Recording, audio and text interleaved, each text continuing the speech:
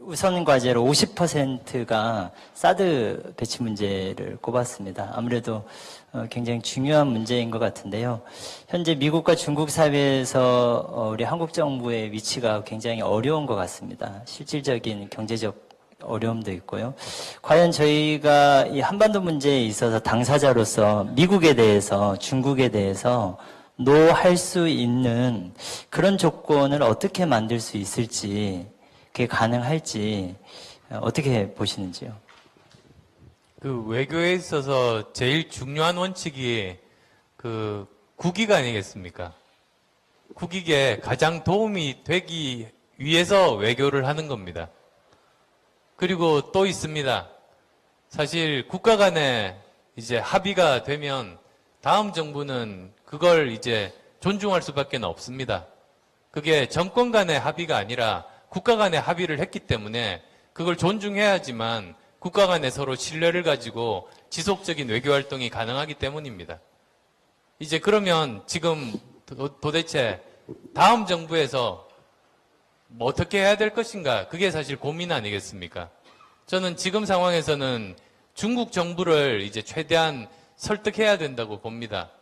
즉 이런 겁니다. 우선은 지금 한반도에 있어서 가장 큰 안보 위협은 북핵이다. 그런데 안보 위협에 대해서는 우리 그 미국과 동맹 관계에 있는 미국과 공조할 수밖에 없다는 걸 사실은 이해시켜야 됩니다.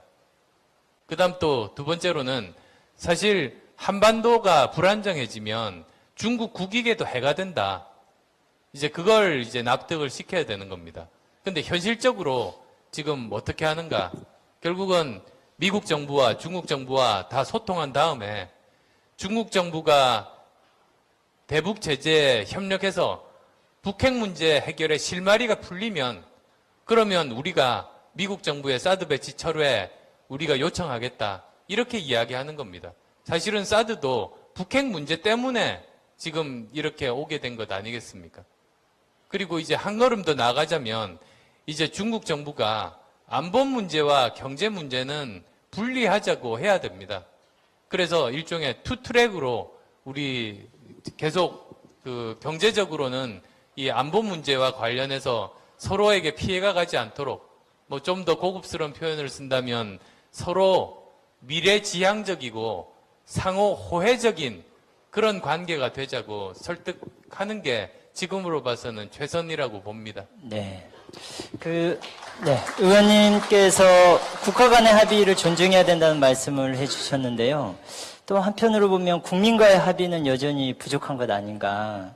이럴 때 이 두 부분의 충돌이 있을 때 우리는 어떤 해결점을 좀 찾아가야 되는지. 혹시, 제동 씨 생각을. 네네.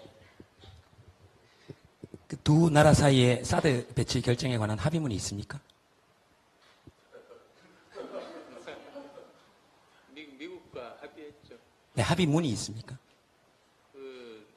이제 서명한 걸로 알고 있습니다. 효력을 발생하는 문서입니까? 그 수준은 서로 다르죠. 근데 그것 자체를 제가 본 적은 없습니다. 네. 아무도 본 적이 없습니다. 아무도 본 적이 없습니다, 지금. 의원님 잘못이 아니고 아무도 본 적이 없습니다. 국민과의 합의문도 아무도 본 적이 없습니다. 국가 간의 이익을 최우선으로 해야 된다는 안철수 의원의 의견에 전적으로 동의합니다. 국가 이익이 뭡니까? 국민의 이익입니다. 국익이 뭡니까? 국민의 이익입니다. 그러면 헌법재판소의 결정문을 그대로 도입하면 이렇습니다. 사드 배치를 결정하고 결정하지 않는 것은 국민의 이익에 비추어 봤을 때 이익일지 아닐 것인지에 비추어 봐서 판단해야 됩니다. 저는 그렇게 생각합니다. 근데 지금 사드 미사일은 배치도 되기 전에 대한민국에 있는 많은 소상공인들을 요격했습니다. 웃을 수도 없죠? 실제라서. 성주 김천에 있는 시민들 14만 시민들의 마음을 아프게 했습니다. 그거 외에 지금 실익이 있는 게 뭐가 있습니까? 종말 단계 요격입니다. 이제 국민들이 전부 다 국방 전문가가 돼서 합니다. 일정 부분의 높이에서만 요격할 수 있습니다. 수도권은 방어도 안 됩니다. 먼지가 끼면 안 됩니다.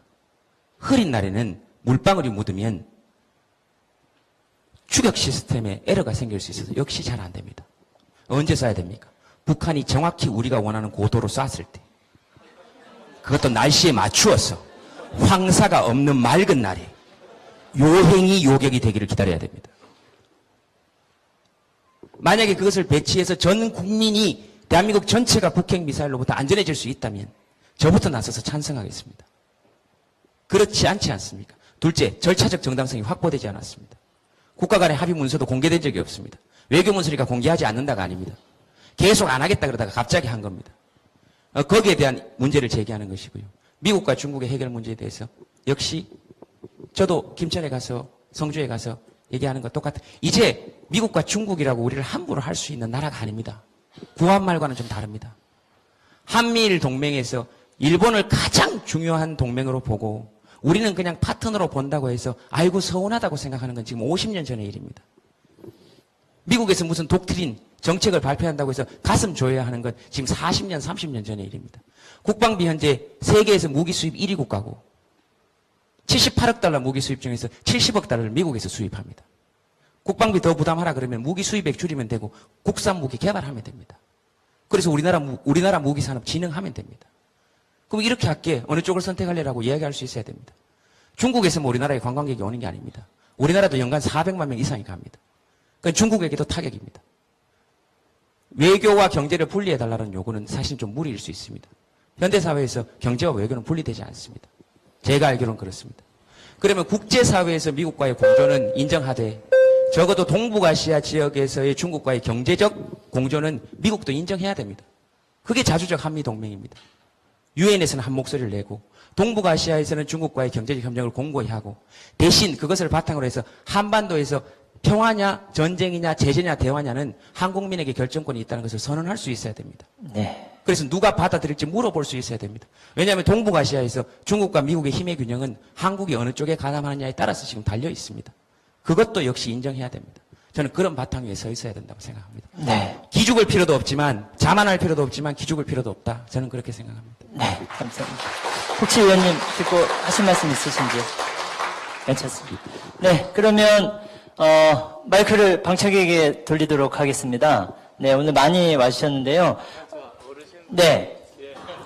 질문은 한 30초 이내로 좀 많은 분들이 요구하시기 때문에 30초 이내로 좀 해주시고 질문 중심으로 좀 부탁드리겠습니다.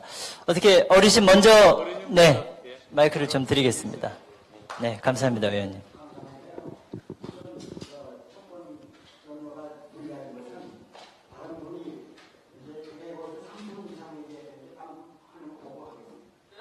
네, 알겠습니다. 그러면 네 해주시고요. 뒤쪽에 안경 쓰신, 네네, 지금 손 들고 계신 분께 드리겠습니다. 네. 아니, 앞쪽에 계신 분요. 네네. 손 들어주세요. 네. 오래전부터 손 들으셔서요. 30초 정도로 질문 중심으로 부탁드리겠습니다.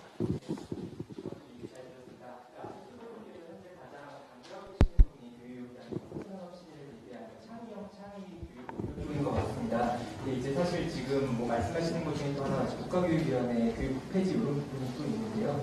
사실 이제 위원이라는 부분이 상당히 우리 현재 정부까지 위원이라는 부분이 상당수가 책임을 떠넘기기라든지 일종의 거수기 역할로 하는 전락한 경우가 많은데 현재 안철수 후보님께서 주장하시는 많은 혁신적인 교육 정책들이 국가교육위원회 그 수많은 이해 당사자들과 부딪히면 결국에는 아무것도 안 되거나 결국에는 뭐 이렇게 거수기 역할로 전락할 가능성이 크다고 봅니다. 그래서 이런 거에 대한 안철수 후보님의 답변을 듣고 싶습니다. 네. 예, 구성이 다릅니다. 그러니까 지금 현재 그 행정부의 위원회들은 전부 다 뭐 대통령이나 행정부에서 시킵니다. 그래서 그분들이 전문가 자격으로 와서 거기서 이제 논의가 이루어집니다만 그걸 받고 안 받고는 또 행정부 마음인 겁니다. 그러다 보니 이게 실제로 이어지지가 않습니다. 제가 말씀드리는 국가교육위원회는 다릅니다.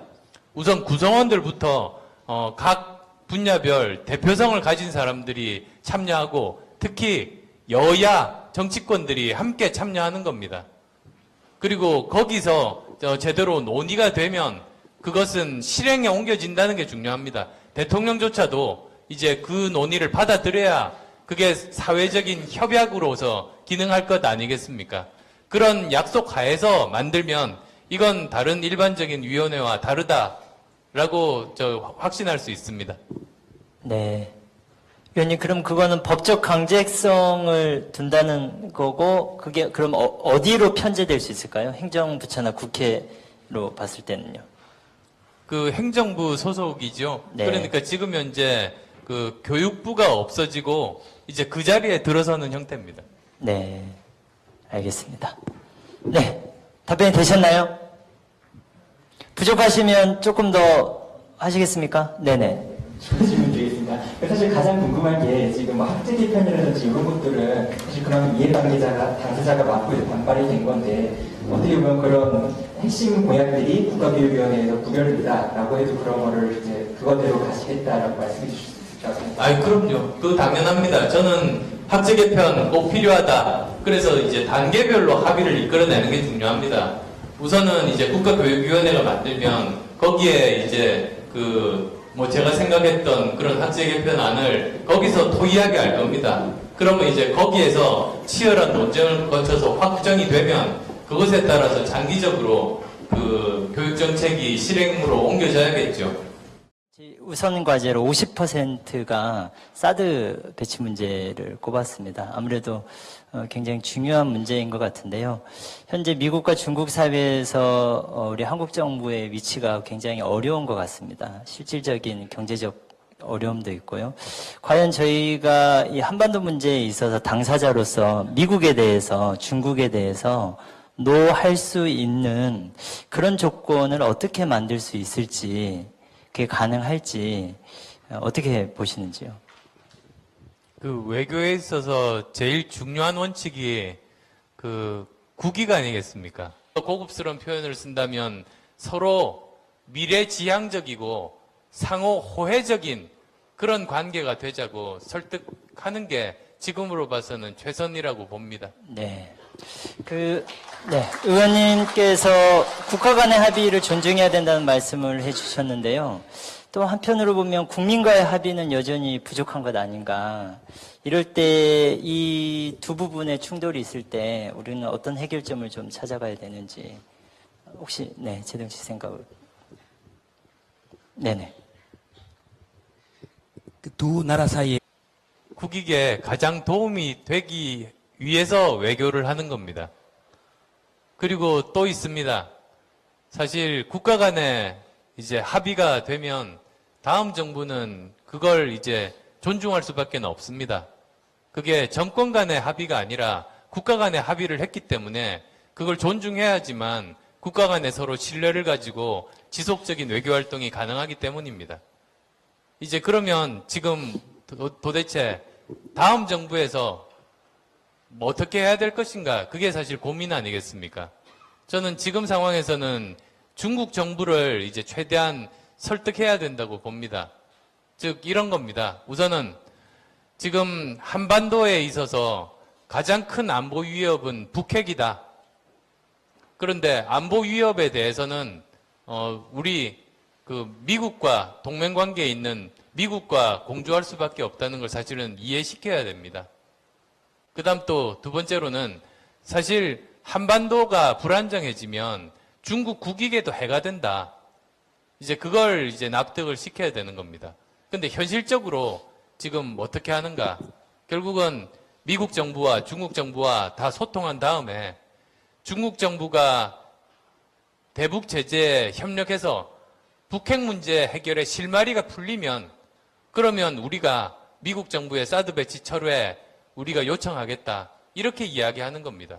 사실은 사드도 북핵 문제 때문에 지금 이렇게 오게 된 것 아니겠습니까?